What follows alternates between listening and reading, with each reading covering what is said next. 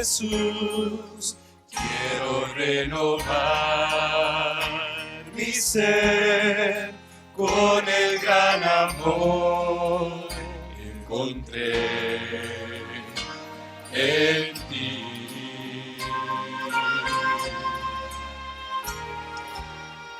Yo sé que todo el mal, manchas que en mí están, se terminará por tu gracia y amor. Ven, Jesús, llévame en tus brazos. Quiero estar siempre junto a ti.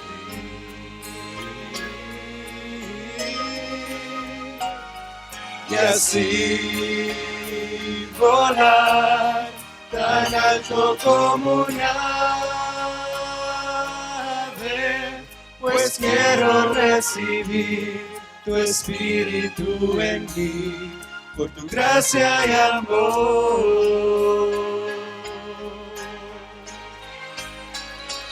Ven, Jesús, llévame en tus brazos.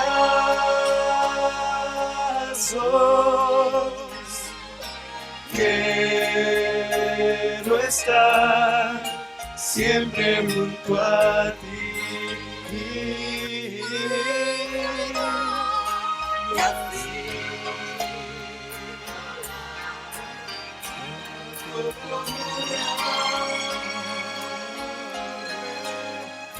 Quiero recibir tu espíritu, tu gracia y amor. Pues quiero recibir tu espíritu en mí, por tu gracia y amor.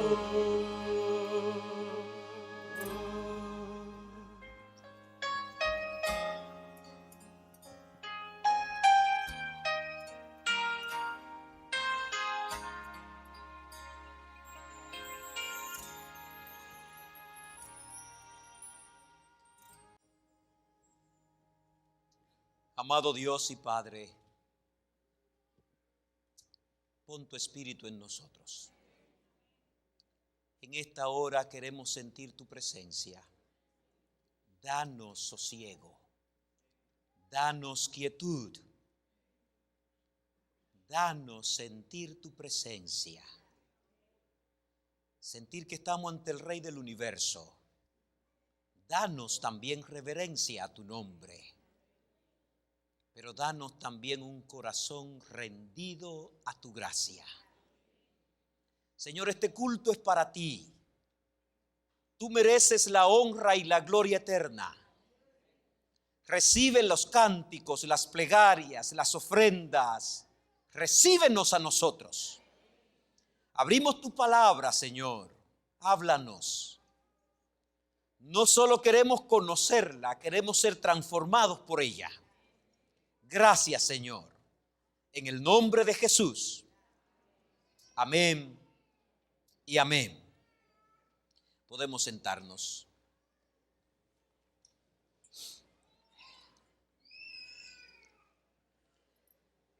Qué bueno es poder estar en la casa de Dios. Dite a ti mismo, que no lo oiga nadie, que lo oiga tú mismo. Todo lo demás puede esperar, pero Dios no, y Dios está aquí. ¿Crees eso? Así que todo lo demás espere. Y ahora nos disponemos a venir a la presencia de nuestro Hacedor. Antes de avanzar con el mensaje, nosotros estamos teniendo 40 días de oración y estudio de la Biblia. Y hoy celebramos el día número 11. Hoy vamos a celebrar, hoy empezamos en el 11. ¿Y a qué hora estamos aquí hoy? a las 5 de la tarde. Esto que ustedes ven arriba es una cadena de peticiones. Usted puede escribir alguna petición que tenga a Dios y la vamos a ensamblar en esa cadena. Ya la cadena está bien grande. Hoy la recogimos un poquito para que se pueda mover aquí arriba. Pero si hoy necesita, antes de irte, escribir tu petición, pide papel y te vamos a dar papel para que escriba tu petición y te vamos a prestar un lápiz también para que la ponga en la cadena. Hoy es un día que venimos a seguir el programa, pero también tenemos testimonios de lo que Dios ha hecho con nuestras peticiones. Fue lindo el sábado pasado cuando celebrábamos nuestra primera semana y ya teníamos testimonios lindos de respuestas de Dios, para gloria de su nombre. Quiero invitarte a la Biblia. ¿Está listo? Quiero invitarte a que te suba conmigo en la aventura que empezamos hace varias semanas. Es una aventura viajando a través del libro de Apocalipsis.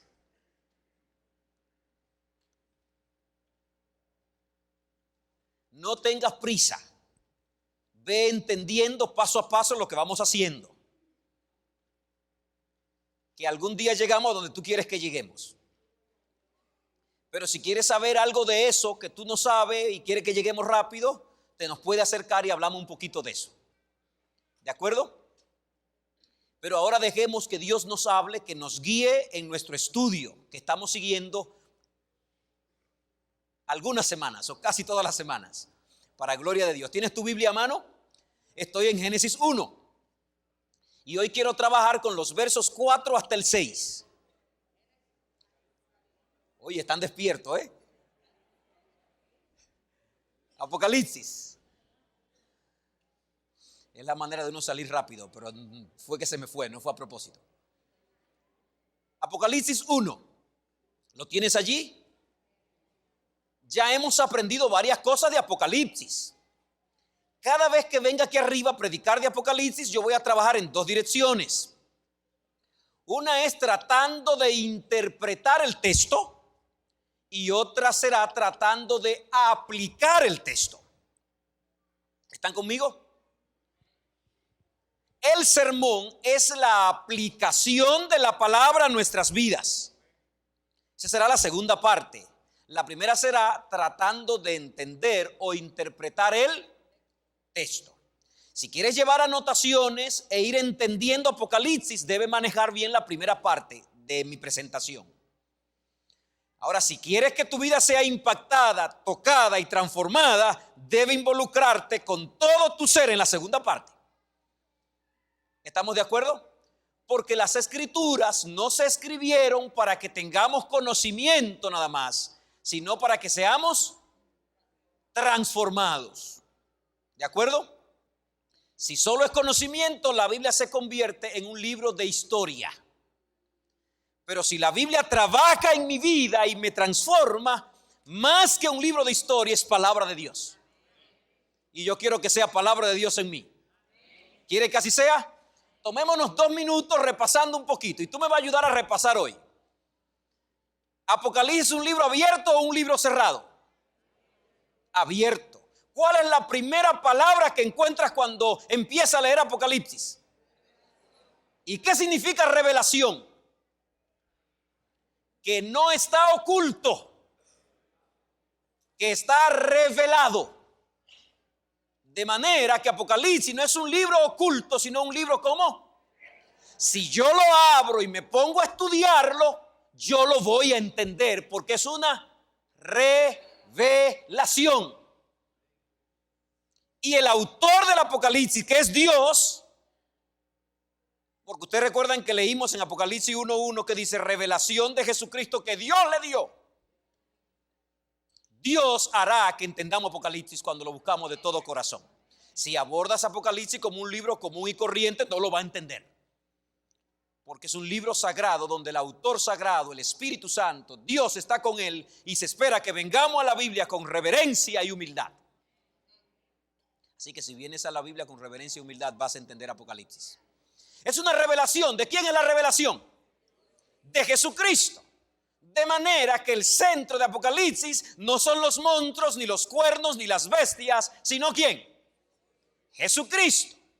Si estás estudiando Apocalipsis y lo que te va quedando en la mente son los conflictos y las guerras y los monstruos y las bestias, no lo está entendiendo. Apocalipsis, dijo un autor, es Jesucristo, el gran héroe del universo, luchando a favor de su iglesia. Y en la conflagración de todas las fuerzas del mal, en el fin de los tiempos, ese héroe triunfa. Eso es Apocalipsis. Una revelación de Jesucristo. Aprendimos que llega hasta nosotros en una cadena de comunicación. Dios la da a Jesucristo. Jesucristo la envía por medio de su ángel. Ese ángel se la lleva a Juan y Juan la envía a las 7 iglesias y por extensión llega hasta ¿dónde? Hasta nosotros. Eso pudo resolverse rápido, Dios mandándosela directa a los siervos.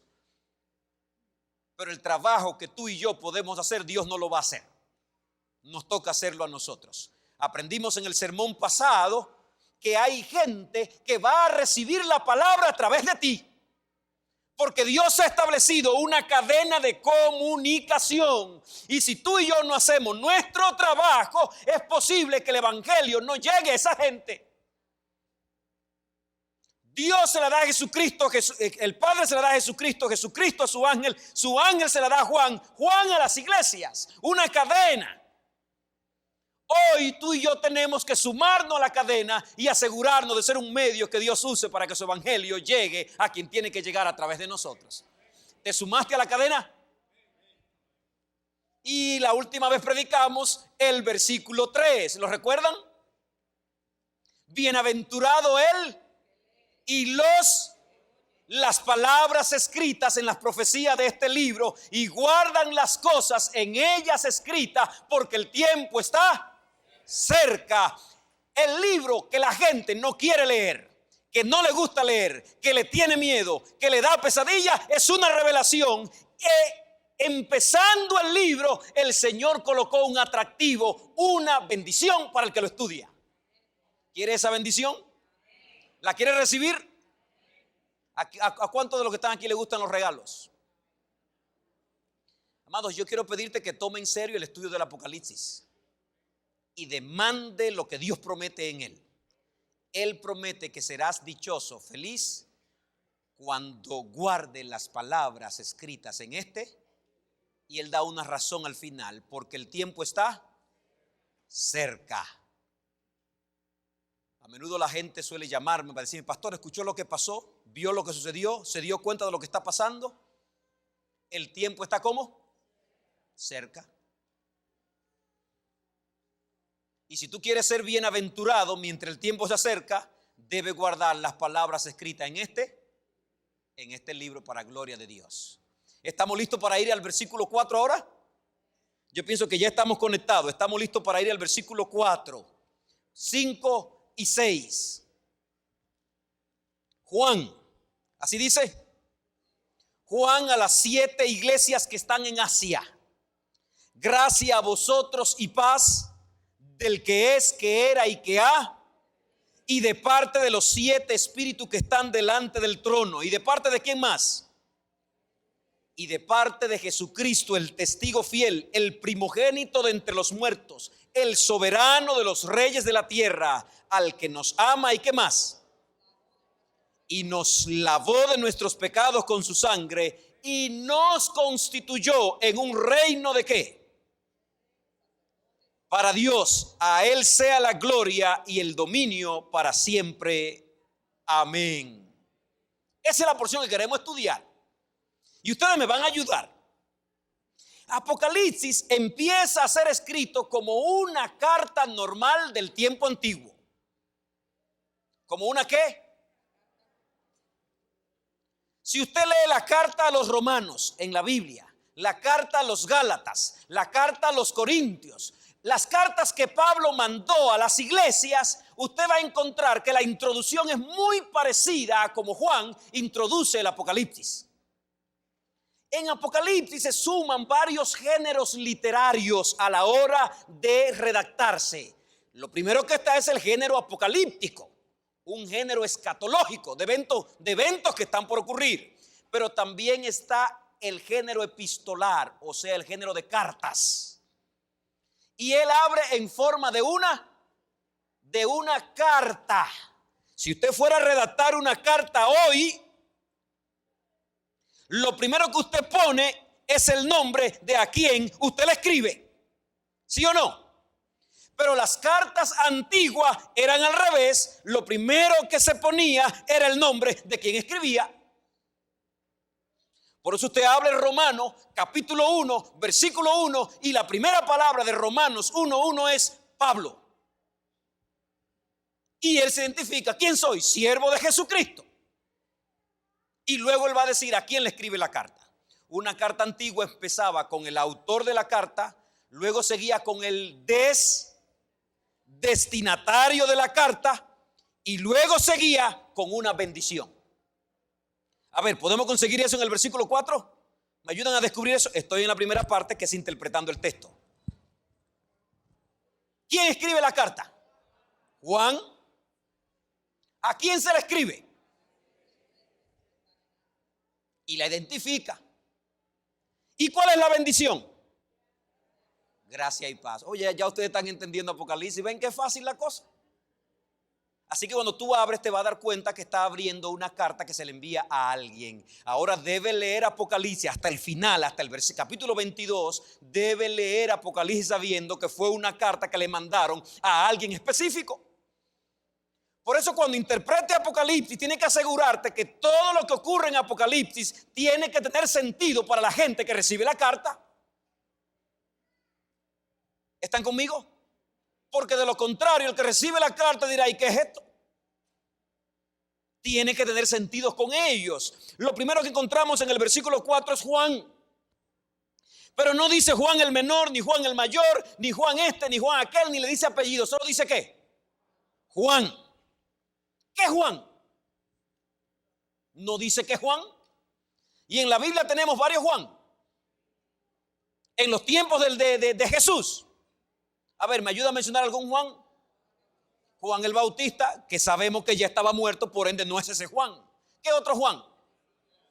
Juan el discípulo amado, que sabemos que estaba vivo. Juan Marcos, que debía estar vivo posiblemente también. Pueda que sí, pueda que no. Nosotros aprendimos en el primer mensaje que Apocalipsis se escribe alrededor del año 95. ¿Recuerdan eso? De la era cristiana. Se cree que para ese tiempo, y de acuerdo al don profético que tenemos, dice que Juan era el único que quedaba de su grupo. De manera que los demás apóstoles habían. Juan Marcos no era uno de los apóstoles. Podría estar vivo, podría estar muerto, porque también era un siervo de Dios, un misionero, un predicador que acompañó a Pablo, a Bernabé, y que más tarde escribe el libro de Marcos. Interesante, ¿verdad? Ese Juan, creemos que es Juan el discípulo amado. Creemos que es Juan el que más tarde se llamara Juan el teólogo. El hecho de decir Juan y no decir más nada da a entender que debía ser alguien muy conocido. ¿Sí o no? Alguien que no estaba sujeto a que se confundieran de persona. Y que a las gentes que les estaba escribiendo bastaba con decirle Juan. ¿Están conmigo? La cristiandad de manera genérica cree que es Juan el discípulo amado.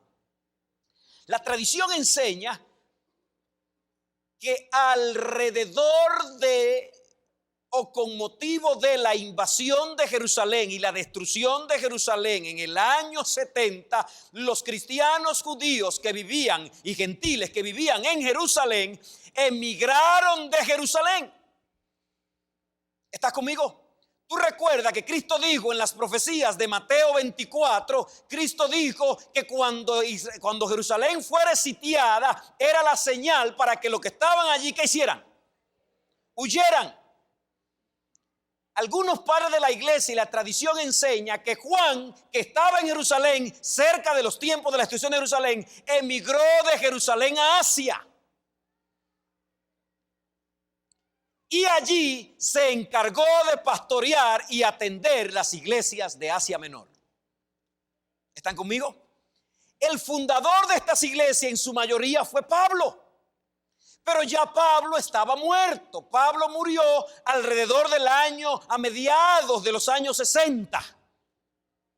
Se cree que Pablo debió morir entre el 64 y 67. En el año 64 Roma fue invadida. Aquí tengo un historiador delante de mí. Roma fue incendiada. ¿Recuerdan la historia del incendio de Roma? Para culpar a los cristianos, Roma es incendiada y entonces muchos cristianos murieron a consecuencia de culpados del incendio de Roma, y se cree que Pablo murió como parte de eso también. La muerte, el martirio del apóstol Pablo se sitúa alrededor del año 64, cuando fue el incendio de Roma. De manera que para estos tiempos, para los años siguientes, ¿quién pastoreaba las iglesias de Asia? El apóstol Juan, que era de los pocos que quedaban, se traslada a Asia y es uno de los lugares donde la iglesia coge más poder, más afluencia. Si usted va siguiendo el Nuevo Testamento en orden, va a encontrar que en los Hechos la iglesia en Jerusalén es poderosa. Luego la iglesia más fuerte y más poderosa pasa a estar en Antioquía. Pero luego, cuando usted sigue los escritos de Pablo, pasa a encontrar que las iglesias más poderosas no están allí. Está la iglesia de Corinto, la iglesia de Éfeso, la iglesia de Colosa, la iglesia de Filipo. Otras iglesias, porque el evangelio va avanzando y alcanzando nuevas comunidades. A veces leemos el Nuevo Testamento y creemos que estamos frisados todavía allí cuando Cristo murió en esos días, pero recuerden que Cristo muere en el año 31 y ya Juan está hablando del año 95. ¿Cuántos años habían pasado? Más de 60 años. El tiempo había corrido.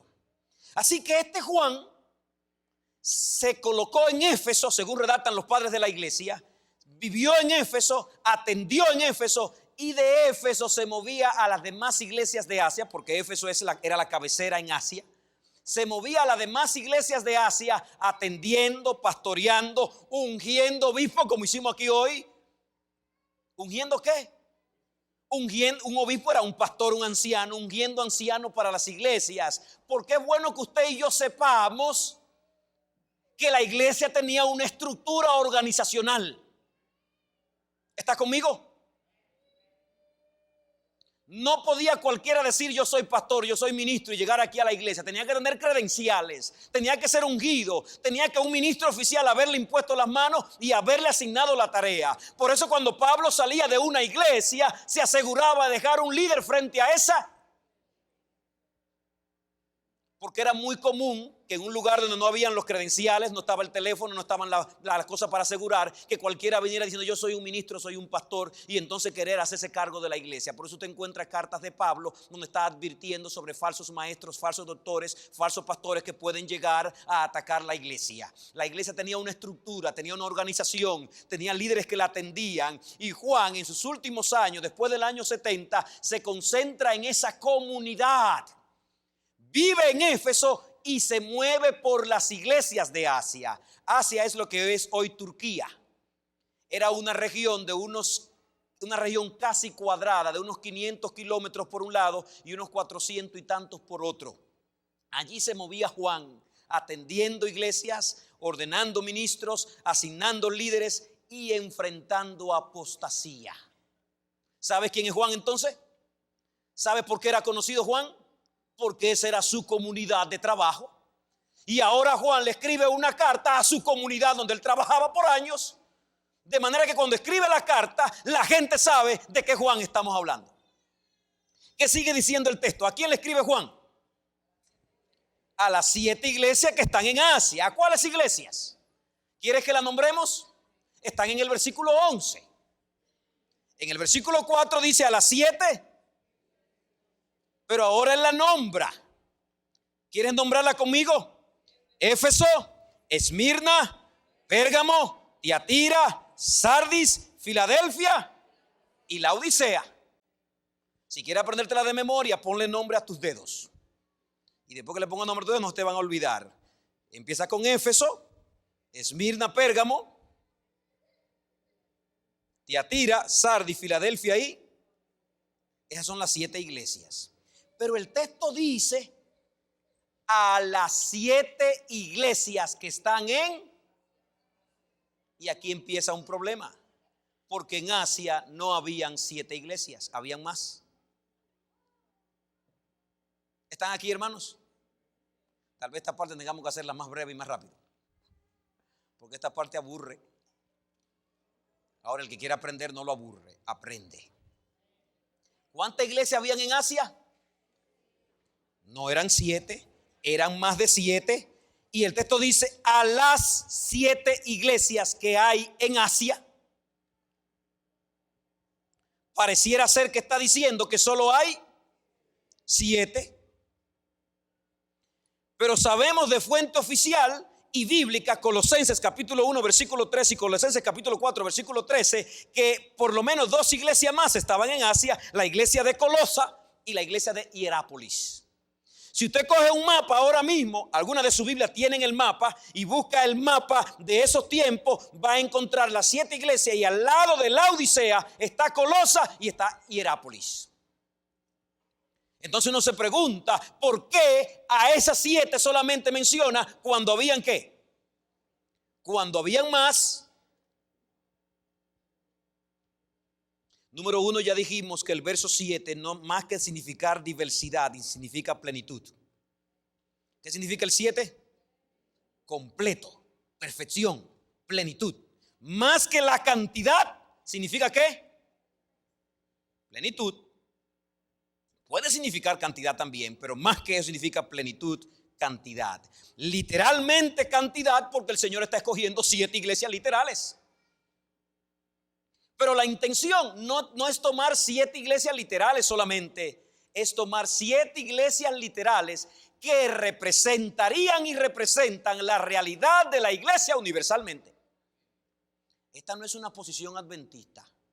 Teólogos de muchas denominaciones en mucho tiempo atrás vienen interpretando, desde los tiempos de los padres apostólicos, llámese desde el siglo 3, siglo 4, vienen interpretando que este llamado a las 7 iglesias es una representación a la iglesia universal. Los adventistas creemos eso también, que cuando Juan le escribe a las 7 iglesias que están en Asia, le quiere escribir a la iglesia. De alguna manera, las 7 iglesias de Asia representarían la iglesia universal. Esto podría interpretarse de 3 maneras. Y cuando digo de 3 maneras, no es escoger una y dejar las otras, las 3 a la vez. Número 1, el mensaje estaba dirigido a la iglesia específica en ese tiempo específico por la situación que estaba viviendo. ¿Estás conmigo?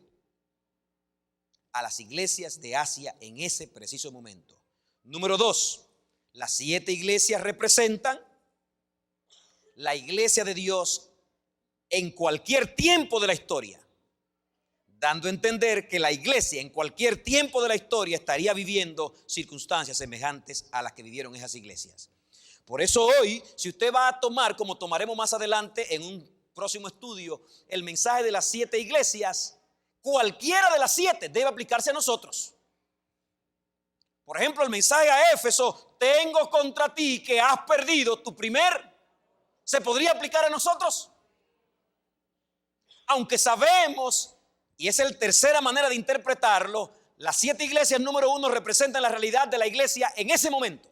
Número 2, las 7 iglesias representan la condición de la iglesia en cualquier momento de la historia. Y número 3, cada iglesia, tomando el orden en que fueron mencionadas desde Éfeso hasta la Odisea, significa el estado de la iglesia a través de los periodos en la historia. Es una de las interpretaciones más comunes que le damos los adventistas, pero las 3 la aplicamos también nosotros. El mensaje a las 7 iglesias tenía que ver con su situación real. Si no hubiera sido así, cuando el mensaje le llegó a los cristianos de Éfeso, de Esmirna, de Pérgamo, de Tiatira, de Sardis, Filadelfia y la Odisea, cuando el mensaje le llegó a ellos, ellos dirían: esto no tiene que ver con nosotros. ¿Qué es lo que Juan nos está escribiendo? Por ende, el mensaje tenía que ver con ellos. De manera que cuando estudiemos más adelante las 7 iglesias, tú tienes que ver que cuando le dice a una iglesia tiene este problema, ese problema se estaba dando. Pero Dios, que conoce el futuro y la eternidad, también sabía que ese problema se repetiría en la historia de la iglesia a través de los tiempos. ¿Estás conmigo? A las 7 iglesias que están en Asia. Lo que sigue en el texto es gracia y paz. ¿Qué es lo que sigue? Es una fórmula de saludar. el hebreo tendía a saludar diciendo paz a vosotros. Shalom, paz a vosotros. La iglesia apostólica acuñó una fórmula de unir un saludo griego con un saludo hebreo. El griego tendía a saludar salud a vosotros. El hebreo, paz a vosotros. Se cree que de la palabra salud griega degeneró la palabra gracia, que significa jaire. Esa palabra significa gracia. Gracia, haris, gracia. Y la palabra paz, eirene. Gracia y paz. Era una fórmula de saludar. Venía donde ti te saludaba y mis buenos deseos para ti eran gracia y. La iglesia apostólica acostumbró a saludar así. Más adelante miraremos con detalle su significado más profundo. Gracia y paz. Usted hoy cuando empieza a escribir una carta, escribe: querido fulano, deseo que cuando reciba estas líneas tú te encuentres bien y disfrutando de salud y bendición. Eso es una bendición. Pero en aquel tiempo era: Juan, a fulano, gracia y paz. ¿Están conmigo? Y luego dice quién enviaba la gracia y la paz. En nombre de quién Juan está deseándole a la iglesia gracia y. ¿En nombre de quién? ¿En nombre de quién? De Jesucristo. ¿En nombre de quién? ¿En nombre de quién? En nombre de los 7 espíritus, dice Betsy. ¿Y entonces en nombre de quién? Ahí está la Trinidad. ¿Qué está allí? Eso es bueno que lo sepas en lo que tiene que ver con conocer Apocalipsis, porque la Trinidad está presente en esta carta y es de los que envían la carta. En nombre, gracia y paz a vosotros de parte de el que es, que era y que ha de. ¿Quién es ese? El Padre.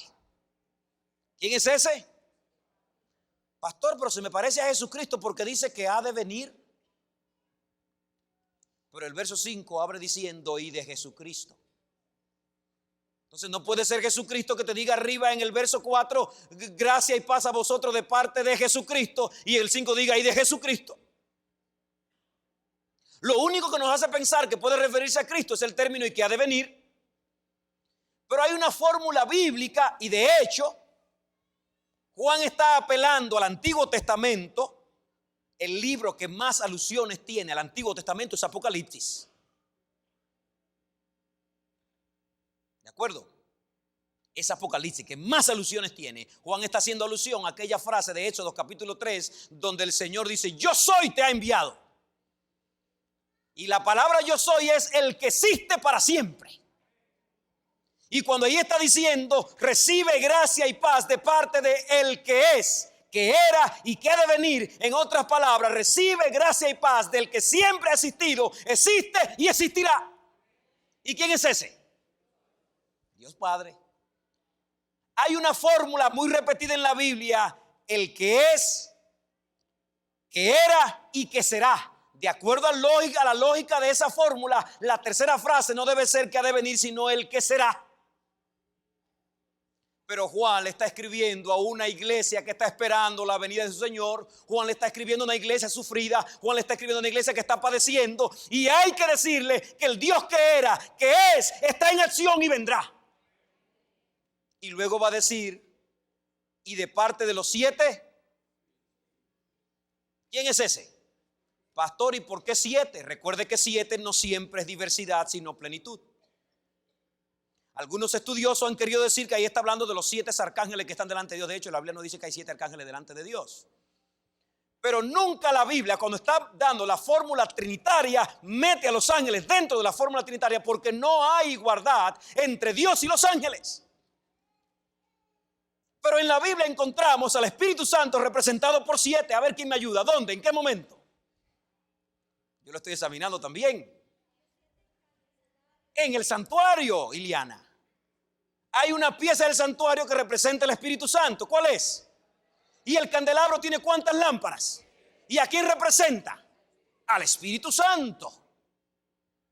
Pareciera ser que Juan está tomando la figura del santuario para decirle a los cristianos de las iglesias que la Trinidad les desea gracia y paz. Y el orden en el santuario él lo está invirtiendo. Está empezando por el lugar santísimo, donde está la morada del Padre, el lugar santo donde está el Espíritu, y luego viene al atrio donde está el altar de sacrificio, que representa ¿a quién? A Cristo. Porque ahora cuando miremos a Cristo en el versículo 5, presenta a Cristo habiéndonos lavado con su sangre. Está representando a Cristo en el patio del santuario, muriendo por nosotros. De manera, hermanos, que si miramos ahora los versículos 4, 5 y 6, Juan, y no debe ser otro porque no identifica más que su nombre, le escribe a las iglesias en las que él tiene años trabajando, y con solo decir Juan ya lo reciben. Debió ser buenas noticias. ¿Debió ser qué? Hacía cierto tiempo que a Juan lo habían llevado prisionero a Roma. Muchos de ellos pensaban que Juan estaba muerto. El gobernante Domiciano estaba dominando y él era un loco que se creía Dios. Dice que era medio torpe. La gente lo tomaba a relajo, no lo tomaba en serio, lo despreciaba un poco. Había una ley que decía que el emperador romano era Dios hecho carne. Y entonces Domiciano dijo: como me desprecian, yo voy a aplicar esa ley. Yo soy Dios, todo el mundo me adora ahora. Y eso hizo padecer mucho a los cristianos que no iban a adorarlo y a los judíos. Juan había sido tomado de su comunidad y llevado a Roma. La escritora adventista Helen de White, hablando de este relato en el libro de los Hechos, capítulo titulado Patmos, dice que los judíos querían deshacerse de Juan. Era el único testigo de los apóstoles que quedaba vivo. El testimonio de Juan era convincente. Él seguía testificando de quién era Cristo y quién le había dado muerte, y los judíos no lo querían vivo. Así que se las buscaron de alguna forma para acusarlo, de tal manera que tuviera que ser juzgado, y fue llevado a Roma. Triste eso, ¿verdad? Voy a seguir con este punto, así que tú ya puedes comprender esos versículos. Juan escribe a las 7, pero no solo eran 7, por lo menos habían 2 más. Si el Señor quiso escoger esas 7, el Señor a propósito escogió 7 que representaran la realidad de la iglesia. Luego les desean una bendición, gracia y esa gracia y paz venía en nombre ¿de quién? De la Trinidad. Luego dice algo más, luego de cada uno de las Trinidad dice cualidades. Allí no lo menciona Padre, Hijo y Espíritu Santo como lo menciona en otra parte. Allí lo menciona con cualidades, el que es, que era y que ha. Y cuando se refiere al Espíritu dice los 7 espíritus que están delante del trono. Y cuando se refiere a Jesucristo dice: y de Jesucristo el testigo fiel, el primogénito entre los muertos, el soberano de los reyes ¿de qué? De la tierra, el que nos amó y nos lavó con su sangre y nos ha hecho reyes, dice en una versión, o un reino de sacerdotes para su Padre. A él sea. Interesante, ¿verdad? Creo que los textos están claros. ¿Podemos entenderlos? Pastor, usted va muy rápido, pastor. Va muy acelerado ahí. Pero está claro. Yo quiero que volvamos sobre los textos ahora, y ya esta es la última parte, con una intención aplicativa. La Biblia no está diseñada, hermanos, para oír cosas, sino para que el poder de Dios nos transforme. ¿Quiere pedirle a Dios que te transforme? ¿Quiere pedirle a Dios que el poder de su palabra obre en tu corazón? Hay algunos puntos que debo poner sobre la mesa para que la mesa esté lista. La historia de los tiempos de estas iglesias se está repitiendo. La iglesia está amenazada con ser perseguida, maltratada y perder sus derechos civiles. ¿Lo esperamos eso?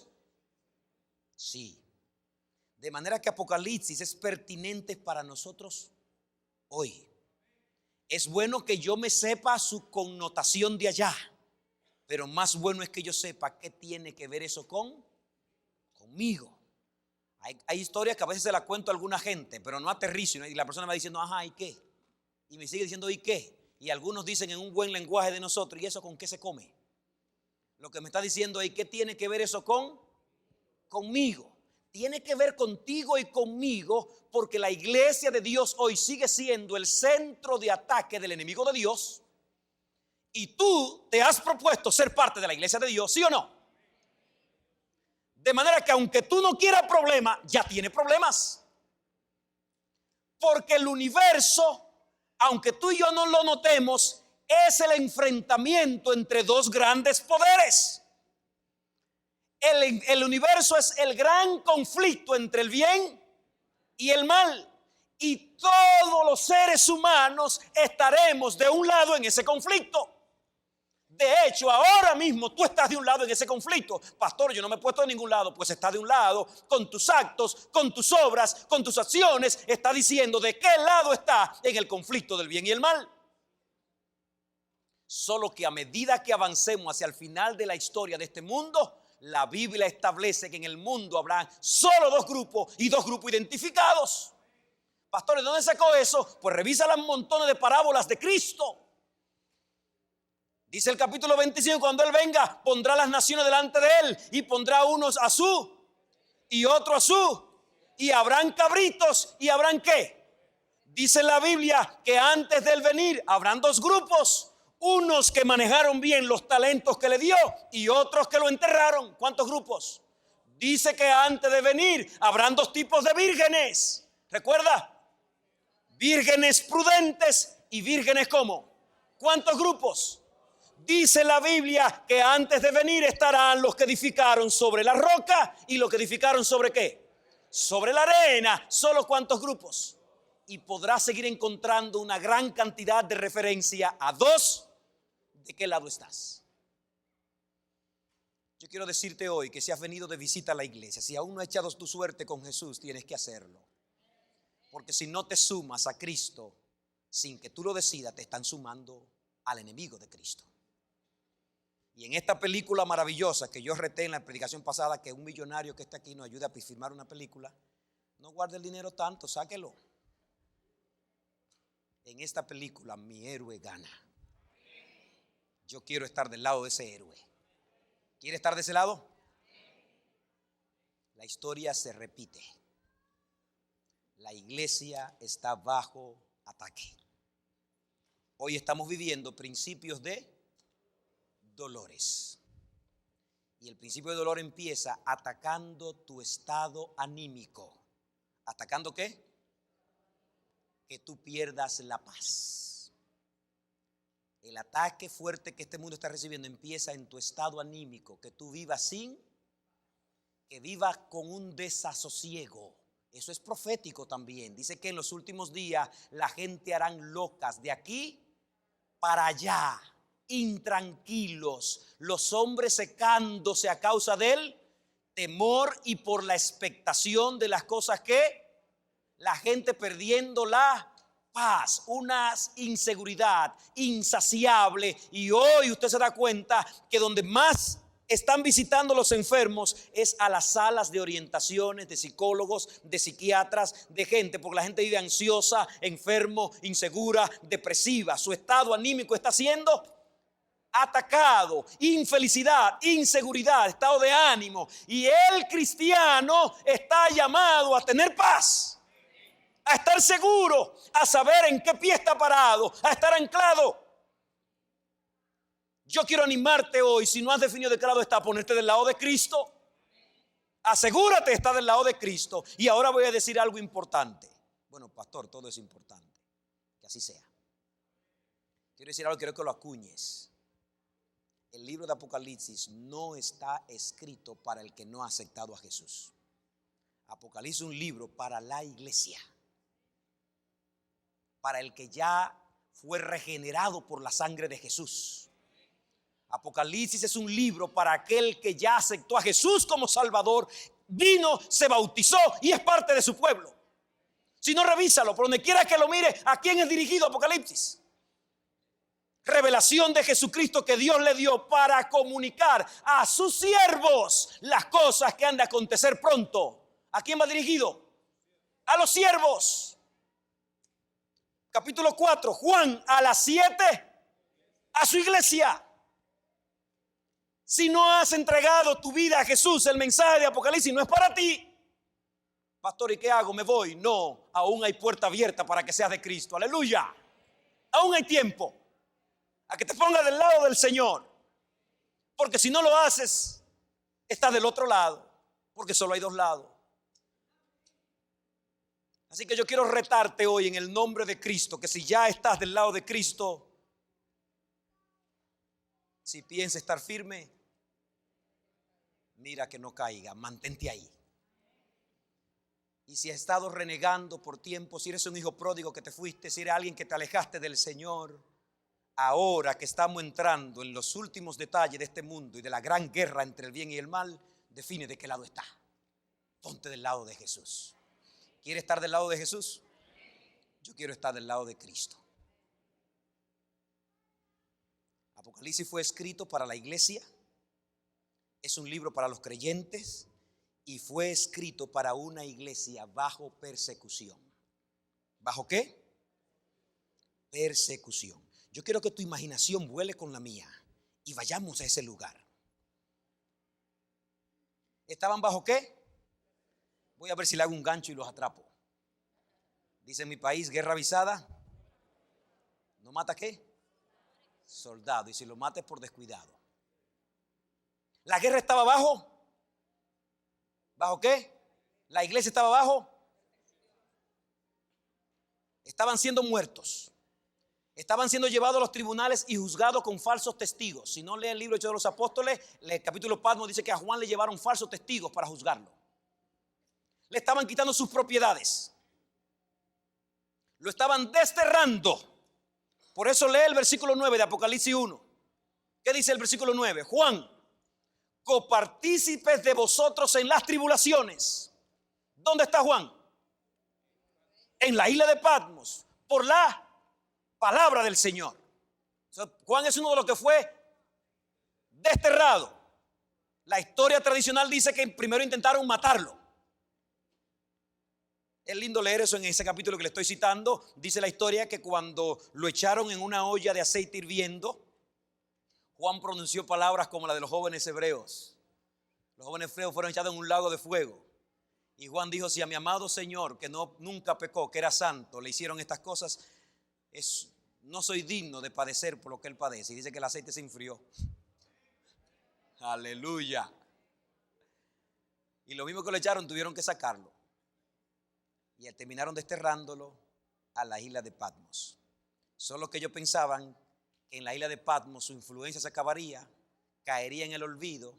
El que caía en esas minas de trabajo, gran minas, sacando piedras y cosas allí, terminaba muerto. Juan era ya un viejito. Si estaba corriendo el año 95 y Juan fue discípulo de Cristo en el año 27, en el año 30, 27, ¿qué edad tendría Juan? Se cree que Juan estaba sobre los 80, como estaba Daniel cuando también fue echado en el foso de los leones. Un viejito.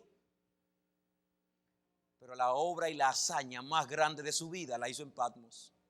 Nos dejó el Apocalipsis. Aleluya. Cuando la gente cree que tu obra terminó, no es cuando la gente diga, cuando Dios diga. ¿Cuándo es que tu obra termina? Hoy aprendimos en la lección que estudiamos en la semana que el fracaso de Elías fue que pensó que su obra había terminado. Pero no es cuando tú creas, es cuando quien crea. Elías hizo todas las hazañas grandes, no llovió por 3 años y medio, destruyó los profetas de Baal, vino lluvia cuando él dijo que había lluvia, pensó que ya acabó, fue y se durmió en la puerta de la ciudad exhausto, y cuando él cree que acabó, que va a salir de ahí, le van a poner la medalla en el cuello. ¡Wow! Eres un héroe. Jezabel le mandó a decir, te cuelgo y mañana estará igual que ellos.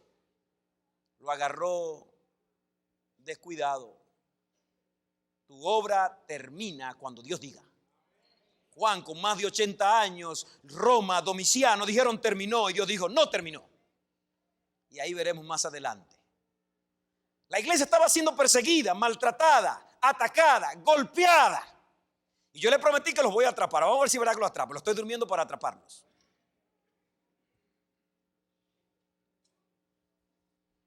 Si la iglesia estaba siendo perseguida, maltratada,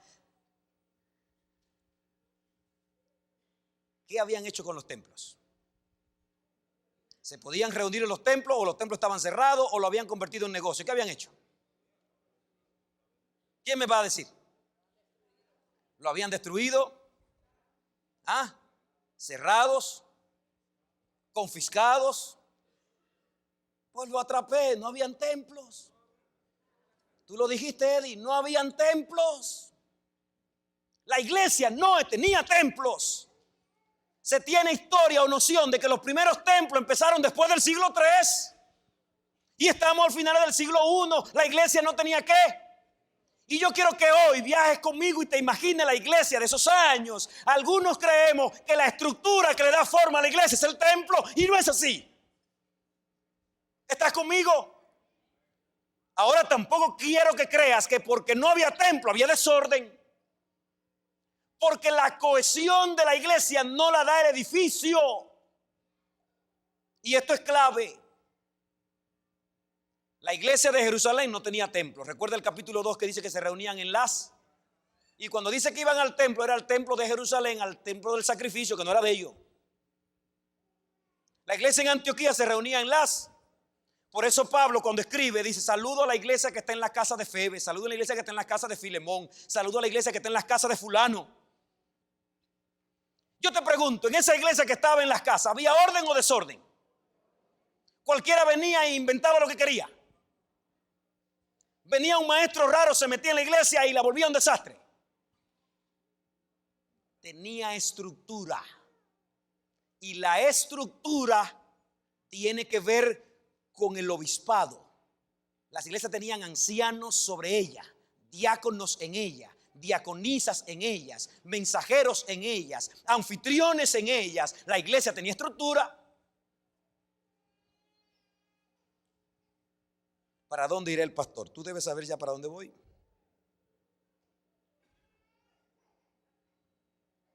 ¿Para dónde voy? Para los grupos pequeños.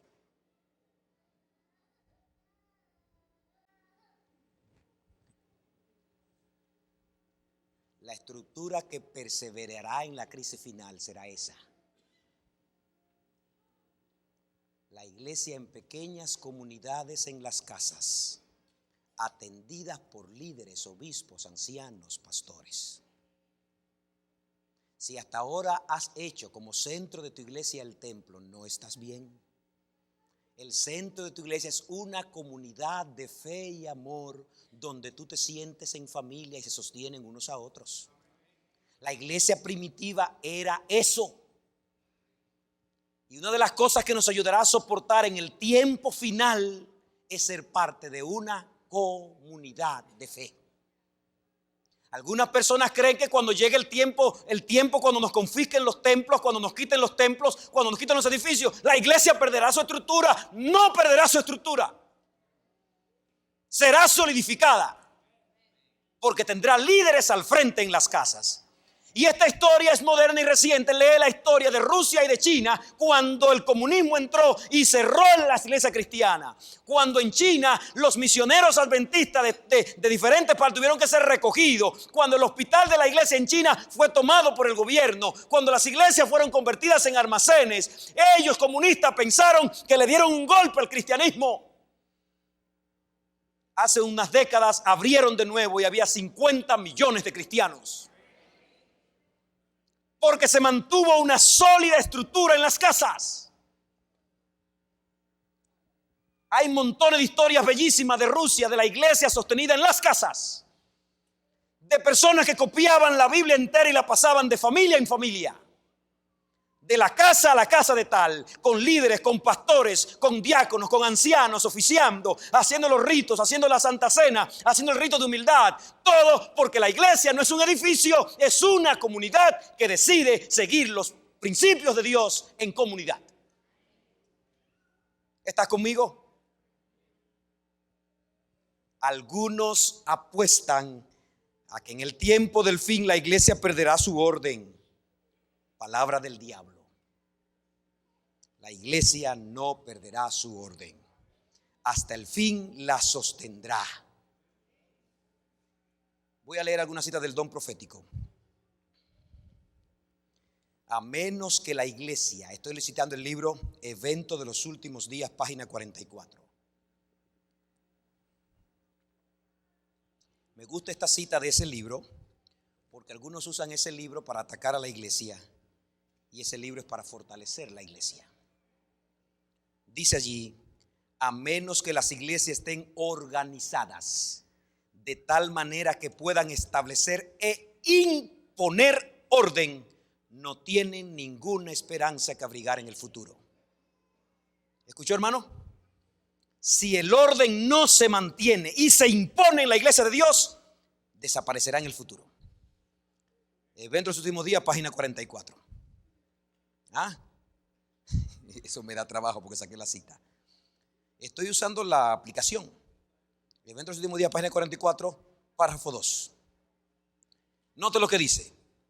Oh, cómo se regocijaría Satanás si lograse tener éxito en sus esfuerzos para penetrar en este pueblo y desorganizar la obra en un tiempo en que la organización esmerada es esencial. ¿Cómo se regocijaría quién? Hermano, yo te pregunto, si la organización es necesaria, ¿para cuándo es más necesaria? ¿Cuando hay paz o cuando hay guerra? Nota. Pero alguna gente se mete en la cabeza que en la conflagración final, como vamos a estar siendo perseguidos todos, no hay que tener organización, cada quien sálvese como pueda. No, la organización perseverará. Algunos han sostenido que a medida que nos acerquemos al fin del tiempo, cada hijo de Dios actuará independientemente de cualquier organización religiosa. ¿Has escuchado eso? Te lo han susurrado, así que manda tu diezmo donde tú quieras, dalo donde tú quieras. Dios no guía a nadie, dice aquí, pero el Señor me ha indicado que en esta obra no hay tal cosa que cada hombre sea independiente. Es peligroso seguir independientes. Somos un pueblo y Dios vela por su iglesia. Si el que es independiente tiene el pico de oro, habla y te engatusa rápido, pero es independiente, Dios no está con él. Porque Dios guía a un pueblo.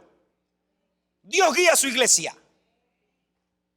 Y aquí me voy a encontrar citas que te van a decir que por imperfecta que parezca, la iglesia de Dios no es la iglesia triunfante, es la iglesia y en la milicia del Señor somos todos aceptados.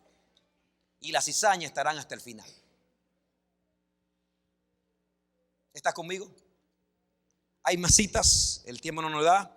Dice que a medida que nos acerquemos a la crisis final, en lugar del sentimiento que hay de menos necesidad de orden y armonía de acción, debemos ser más sistemáticos de lo que hemos sido hasta ahora. Y de hecho será así. Será así. Imagínate que empiece la situación que no podamos reunirnos, que empiece la situación que no tengamos soporte. Ahí sí es verdad que tendremos que organizar mejor los grupos pequeños.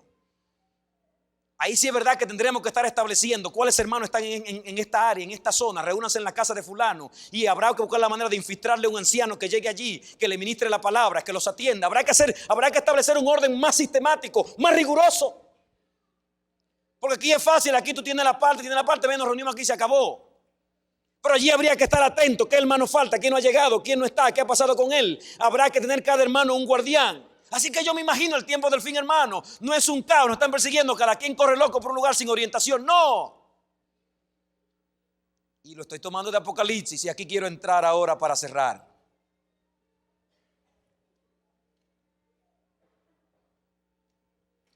La iglesia tenía un pastor que era Juan. Al pastor se lo llevaron preso. Y en las iglesias vecinas habían pastores locales, pero el pastor de distrito, ¿que era quién? Y no era cualquier pastor. Fue uno que miró a Jesús en persona. Fue uno que metía su mano en el plato de Jesús. Fue uno que se recortaba en el pecho de Jesús. Fue uno que a los judíos temblaban cuando Juan hablaba, porque hablaba con seguridad. Juan decía: lo que hemos visto y oído, lo que palparon nuestras manos tocante al verbo de vida, eso os anunciamos. Y cuando Juan hablaba como un testigo tan convincente, ¿quién se oponía? Estaba preso el pastor y algunos creían que estaba hasta muerto. Agarra esto y llévalo contigo. Dios no abandona su iglesia. ¿Dios qué? No abandona su iglesia. En el momento de crisis y dolor, Dios está ahí. Porque esta es la iglesia suya, ni de Juan, ni del pastor Tavera, ni tuya, ni de nadie. ¿De quién es? De Dios. ¿Quieres creerlo? Créelo. Créelo. Dios no la abandona. Allí están las iglesias de Asia Menor, siendo perseguidas, maltratadas. El líder que los confortaba desapareció. No estás con ellos. El grito al cielo, desesperado. Y entonces el Señor dice: Juan, escribe una carta. ¿A quién se la va a escribir Juan? Aleluya, mi Dios está pendiente. Juan, pero le va a decir a ellos, Juan, les vas a decir a ellos que la carta no va en nombre de Cristo, que no va en nombre del Espíritu. Dile que los tres nos unimos para mandar la carta. ¡Wow! La Trinidad está atenta a su iglesia. Todos los poderes del cielo están dispuestos para nosotros. ¡Aleluya! Yo me siento orgullosamente feliz, humildemente, de ser parte de la iglesia de Cristo. Porque la Trinidad está de mi lado. Y tú lo estás. Gloria a Dios. Juan escribe una carta. Dios sostiene su iglesia. Si no lee textos de la Biblia, de Cristo y del profeta Isaías, que garantizan que en los momentos de crisis y dolor nuestras aguas será segura, nuestro pan estará cierto. O al revés, nuestro pan será seguro y nuestras aguas serán ciertas. Esas promesas son para nosotros. Dios está pendiente de su iglesia.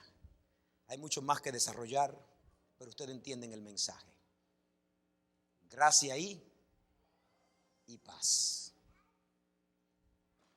La mayor necesidad de la iglesia es gracia. ¿Cuál es la mayor necesidad? Ese don inmerecido que nos cubre. Gracia es lo que tú y yo necesitamos como viles pecadores para que Cristo nos arrope. Gracia es lo que tú, que no has aceptado a Jesús, necesita, porque la gracia de Cristo te cubre y los méritos de Cristo vienen sobre ti y el Señor te transforma. Pero la paz es el resultado de tener esa gracia. ¿Estás conmigo? La paz es el primer fruto del Espíritu que se recibe después que eres perdonado. Es el primer fruto del Espíritu que se recibe cuando el Señor te ha lavado. Paz. A una iglesia en tribulación, en persecución, ¿le hacía falta? Paz.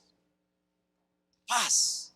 Y el Señor le está diciendo: sé cubierto de la gracia y tengan paz. ¿Quiere tener paz? Hay dos huellas en la arena. ¿Recuerda el poema? Yo no me lo sé. Si fuera el pastor Geraldo se lo recitara aquí a usted y ahora. Hay dos huellas en la arena. ¿Recuerda? Aquí voy caminando, Señor, y tú vienes al lado mío con las huellas. Hay paz, no hay problema. Pero cuando viene la tormenta, el Señor se va, se aleja, me deja solo. Eso es lo que dice el poema. ¿Qué hace el Señor? Me carga, iglesia, en las tribulaciones y en las pruebas. Dios te carga. Él no abandona a su iglesia. Juan, dile a las iglesias que tengan gracia y paz en el nombre del que es, que era y que ha de venir. ¿Por qué no dijo en el nombre del Padre? Iglesia, quiero que sepas que el soberano de la tierra dicen que es Domiciano, pero yo quiero decirte, iglesia, que el Dios eterno que siempre ha existido es tu Dios. Por eso es representado por un título. Número 2, los 7 espíritus de Dios también te mandan gracia y paz. El omnipotente, el omnipresente, el que todo lo ve, el que todo lo sabe, el que todo lo puede, el que no se le escapa nada, el que ve cada detalle, los 7 espíritus de Dios. Es diciendo a una iglesia sufrida: el todopoderoso es tu Dios, el eterno. Domiciano se muere ahorita, Dios queda. Y los 7 espíritus de Dios, que lo saben todo, que lo ven todo, que lo tienen todo, están contigo. Y luego dice: y de Jesucristo, el testigo fiel. En otras palabras, el que sí puede testificar. El que ha estado en el seno del Padre y lo ha dado a conocer. El verdadero testigo. Y es fiel, porque lo que promete, y ahora lo va a describir con cualidades: el primogénito de los. Una promesa se esconde allí. El que entró a la tumba y salió. El que penetró la muerte y fue liberado. En otras palabras, si tus hijos, tus hermanos, tus parientes, tus amigos están muriendo, yo tengo las llaves de la muerte. El cristiano en los tiempos del fin no le teme ni a la muerte, porque Cristo es el primogénito de los muertos. Aleluya. ¿Quieres creerlo? Gracia y paz de parte de aquel que ha penetrado la muerte y la ha vencido. ¿Quiere estar de ese lado? Yo quiero estar de ese lado. Porque el peor enemigo del hombre es la muerte, pero Cristo la venció. Y Él le está mandando a decir a su iglesia sufriente, gracia y paz, yo tengo las llaves de la muerte. Dice primogénito, ahorita no expliqué eso, pero eso está claro. Pastor, pero Cristo no fue el primero que salió de la muerte, salió Lázaro, salieron otros. Cristo es el primero que sale de la muerte con vida eterna. Porque Cristo murió una muerte que nadie ha muerto. La muerte segunda. La muerte eterna. Cristo padeció mi muerte. ¿Cuál muerte? ¿La que yo me muero por una enfermedad? No. Cristo padeció la muerte que es la paga del pecado por mí. Entró a ella y salió. Y es el primero que entró y salió y es garantía de que yo saldré. Así que si en la persecución final tienes que morir, Él tiene las llaves de la muerte. Si eres llevado, matado, cautivado, Él tiene la llave de la muerte. Marta, el que cree en mí, aunque muera, vivirá. Y luego dice, el soberano de la tierra. Diciéndole a la iglesia, el soberano no es Domiciano, el soberano soy yo. Yo tengo el poder. Y he hecho para ustedes, y qué linda promesa le dice, un reino. Va a decir el texto ahora, el que nos, ¿me ayudan?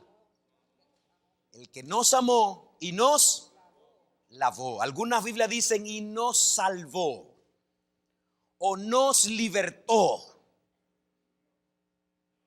Nos salvó o nos lavó con su sangre. Las dos aplicaciones están allí. Tengo una Biblia conmigo aquí que dice nos libertó. Y generalmente dicen nos lavó. Algunos creen que la expresión allí griega correcta es nos libertó, nos desató. Pero ambas están claras, nos limpió con su sangre.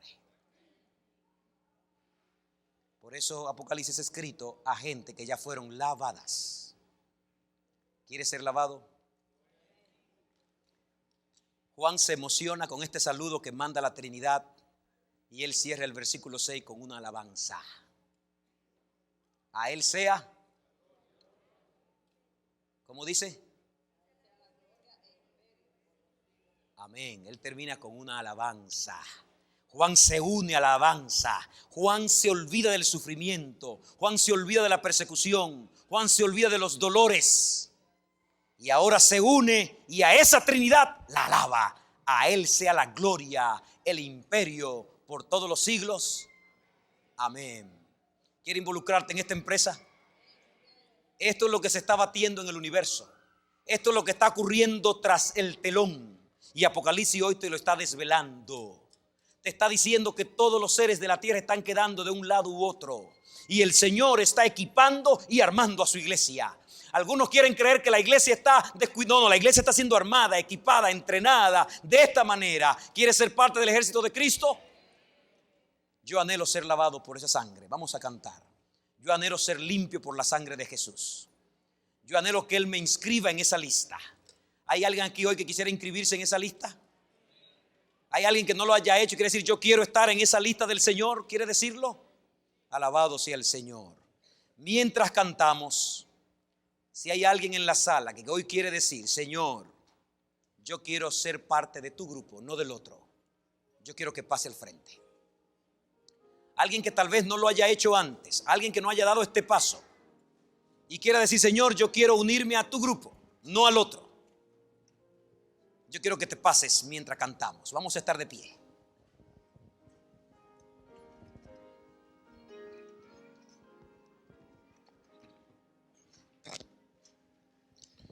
Anhelo ser limpio y completo, Jesús.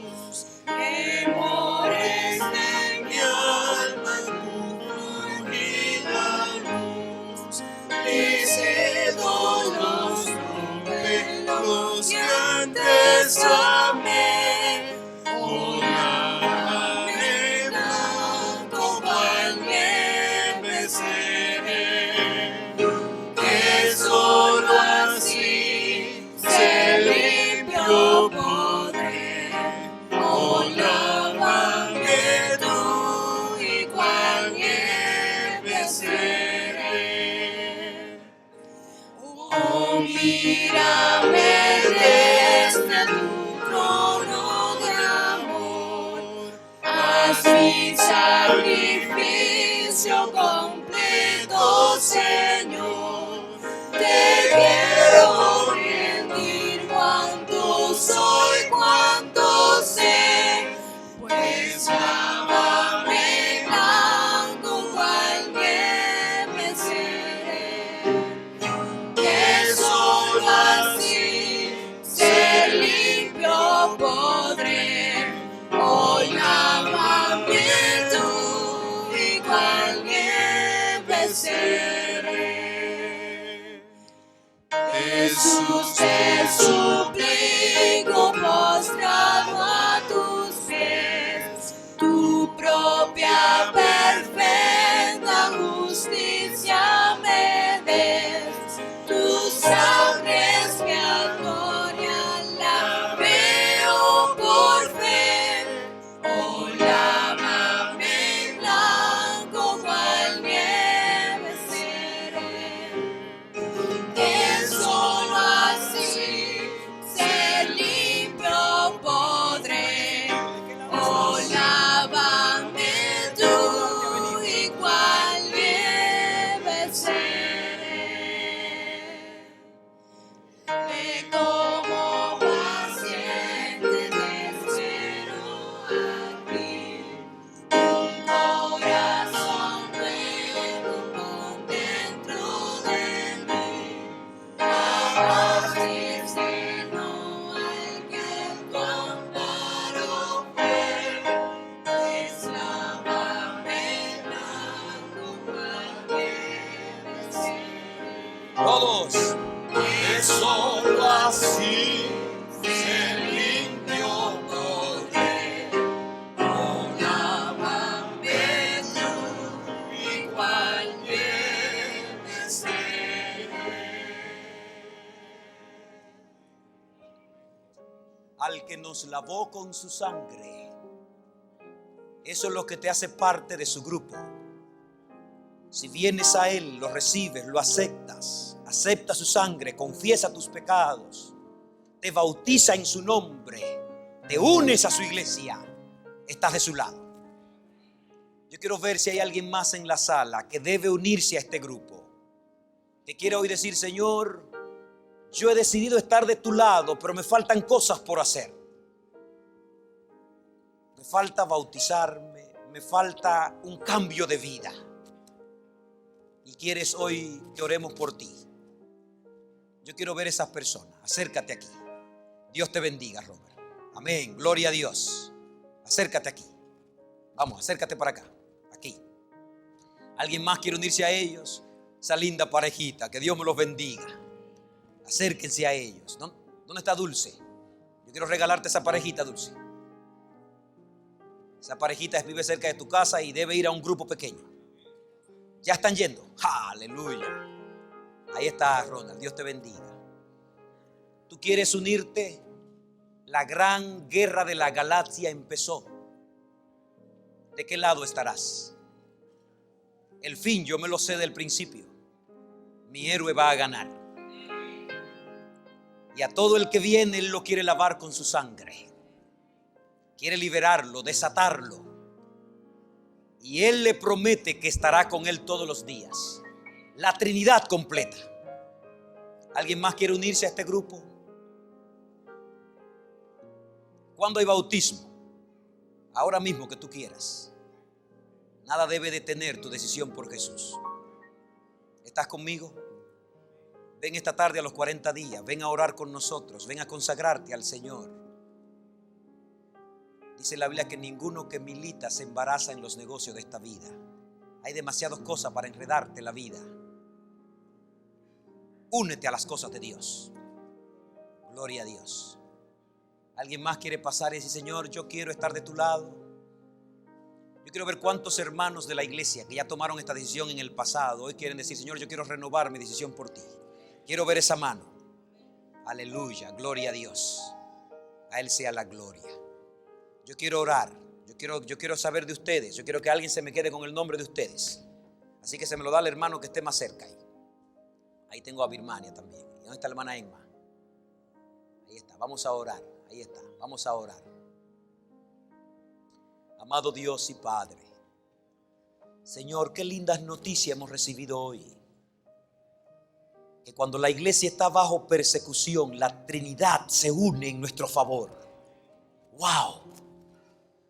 Aquel que nunca deja de ser y siempre ha sido está en nuestro favor. Que el Espíritu Santo, a quien no se le va ningún detalle, está a nuestro favor.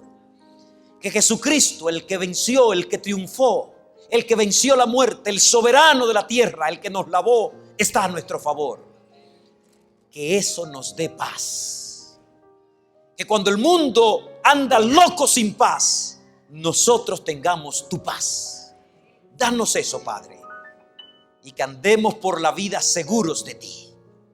Yo quiero pedirte por este grupo que ha pasado, que ellos puedan pesar las cosas con su verdadero valor y no decidir por el placer o el gusto, sino decidir por las consecuencias de cada cosa, y decidan por ti. Bendícelo, Señor. Si alguno debe reconciliarse, que se reconcilie, y si alguno debe empezar, que empiece, pero que sea parte de tu iglesia, de tu pueblo. Bendice a cada hermano, hermana, que hoy renovamos este compromiso contigo. Ayúdanos, Señor, a estar consciente de esta lucha entre el bien y el mal y estar de tu lado. Gracias, Señor, en el nombre de Jesús. Amén. Amén. Que Dios te bendiga. La próxima semana estudiaremos el versículo 7 y 8. Que Dios te guarde.